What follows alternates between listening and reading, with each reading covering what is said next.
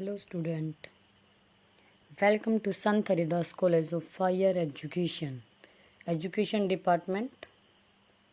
I am Savita, Assistant Professor. Today topic is devices for orthopedically impaired children. इससे पहले हम devices कर चुके हैं हेयरिंग इम्पेयर चिल्ड्रन के लिए और विजुअल इम्पेयर्ड के लिए। उसका नेक्स्ट पार्ट है ये अस्थित बाधित बालकों के लिए सहायतार्थ उपकरण। जो असिस्टिव डिवाइसेस हैं वो ऑर्थोपेडिक चिल्ड्रंस के लिए कैसे काम करते हैं उसके बारे में हम यहाँ डिस्कस कर रहे हैं। सबसे पहली बात तो अस्थित बाधित बालक होते क्या हैं।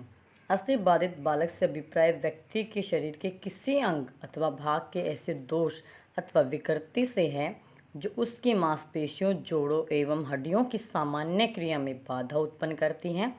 अस्थि में लंगड़े, लूले, अपाहिज, हाथ कटे व्यक्ति, एक अथवा अधिक अंगों का लकवा, घिरे हुए पांव अथवा क्लब फुट जिसको बोलते हैं, रीढ़ की हड्डी में वक्र मांसपेशी असमर्थता के बालक कहलाते हैं, या इसमें ऑर्थोपेडिकली में उनको इंक्लूड किया जाए।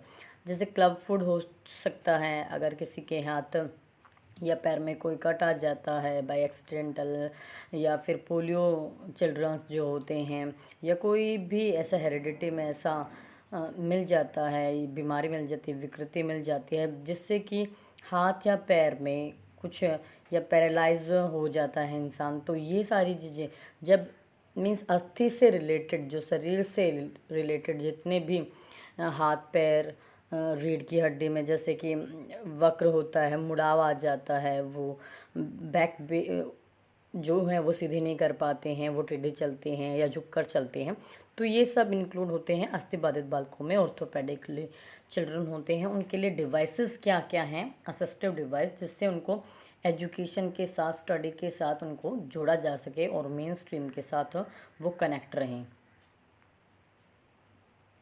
सहायतार्थ उपकरणों की आवश्यकता व्यक्ति के बाधित अंग अथवा बाधिता के स्तर पर निर्भर करती है। बिल्कुल डिपेंड करता है कि आपकी बाधिता कहाँ है, डिसेबिलिटी किस अंग में है। सेकेंडली, और उसका स्तर क्या है कि वो माइनर है या सीवियर कंडीशन में है, वो डिपेंड करता है। तो जितने भी हम उपकरण, जितने भी डिवाइसेस यूज़ कर रहे हैं, तो वो उस मेंबर के ऊपर डिपेंड करता है। एक तो उसका लेवल क्या है उसके डिसेबिलिटी का, और सेकेंडली कि उसका वो अंग जो डिसेबल्ड है वो क्या है, हाथ है, पैर है, बैक है, क्या है, वो उससे रिलेट करता है। तो इसमें सबसे पहले जो चीज़ है, लैप बोर्ड, पेज टर्नर, मोटे पेन तथा मोटे पेन होल्डर आदि का प्रयोग कर लेता है। इसमें अस्थि बाधित बच्चे पढ़ने लिखने के उद्देश्यों के लिए करते हैं। मोटा पेन होगा तो हो सकता, अगर किसी बच्चे के ग्रिप में प्रॉब्लम है और हाथों में प्रॉब्लम है तो उसके लिए मोटे पेन या मोटे पेन होल्डर दिए जाते हैं, जिससे वो अपनी पढ़ाई कर सकता है और उसके जो ऑब्जेक्टिव सेट किए हैं उसको फिल कर सकता है। सेकंड है संवर्धित फर्नीचर, जो मॉडिफाइड फर्नीचर होते हैं जो स्पेशली उन बच्चों के लिए बनाए जाते हैं। मान लीजिए अगर किसी के पैर में प्रॉब्लम है तो उनके लिए स्पेशल टेबल बनाए जाते हैं कि उनका पैर सीधा रहे, या मतलब जहाँ वो कंफर्टेबल होते हैं, हाइट में कम होते हैं वो। और हो सकता है उनके लिए जंगे हाथ में अगर किसी को प्रॉब्लम है तो जो स्टैंड होते हैं, जो हैंड होल्डर्स होते हैं, रेस्ट, हैंड रेस्ट जैसे होते हैं, वो वहाँ पर उसकी भी फैसिलिटी दी जाती हैं। तो ये चीज़ें भी हैं, ऐसा फर्नीचर उनके लिए दिया जाता है। व्हील चेयर हो सकती हैं। थर्ड है बैसाखियाँ, व्हील चेयर एंड स्ट्रेप्स अथवा बंधनी की उचित व्यवस्था। आपने एक स्टिक देखी होगी जो हाथ पर बंधी रहती है, जो उनको सपोर्ट करती है, तो ऐसी भी स्टिक आती हैं जो एक स्ट्रेप की तरह बांध कर उनको अपना यूज़ करते हैं। वो स्टिक उनको हैंड में अगर किसी को प्रॉब्लम है तो वो सहारा दे देती हैं और फिर वो अच्छे से चल सकते हैं। बैसाखियाँ हैं जो दोनों, अगर बहुत ही ज़्यादा हैं, जिसके पैर बिल्कुल नहीं काम कर रहे हैं, वज़न नहीं ले पाते हैं वो अपने शरीर का, या वो जैसे कि चल नहीं पाते हैं, तो ये कदम नहीं रख पाते हैं, तो इसके लिए यह सारी सुविधा की गई है उन बच्चों के लिए।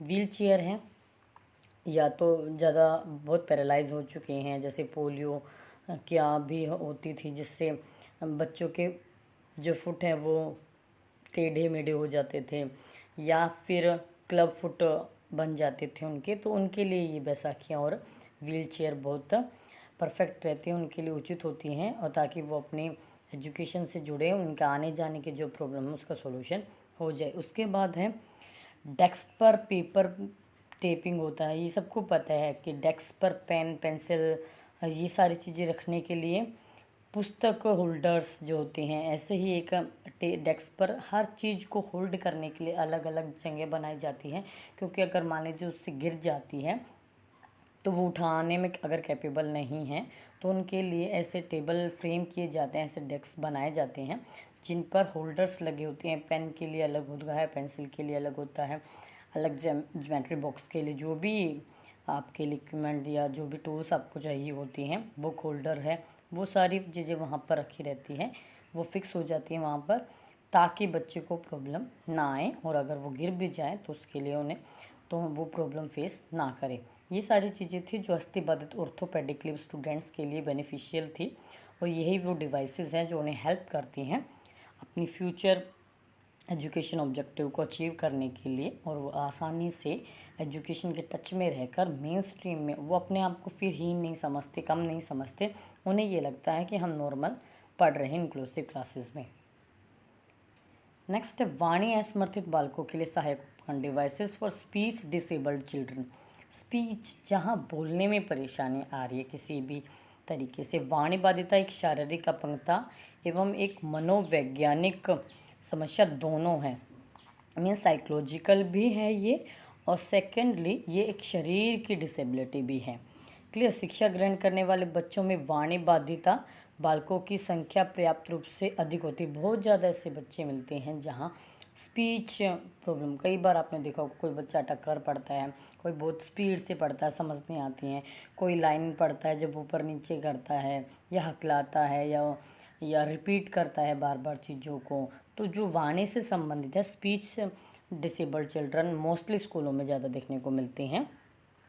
उसके बाद है वो स्पेलिंग गलत बोलते हैं बार बार, या प्रोनाउंसिएशन किसी पर्टिकुलर वर्ड का वो गलत करते हैं बार बार, तो इसका मतलब वहाँ पर स्पीच डिसेबिलिटी उन बच्चों की वहाँ पर आ जाती हैं। अब उनसे क्या क्या होते हैं, वाणी संबंधी दोषों का संबंध संचार में प्रयुक्त भाषा, मीन्स जो कम्युनिकेशन करना है उसमें जो यूज़ करें हम भाषा, उसमें प्रॉब्लम हो सकती है।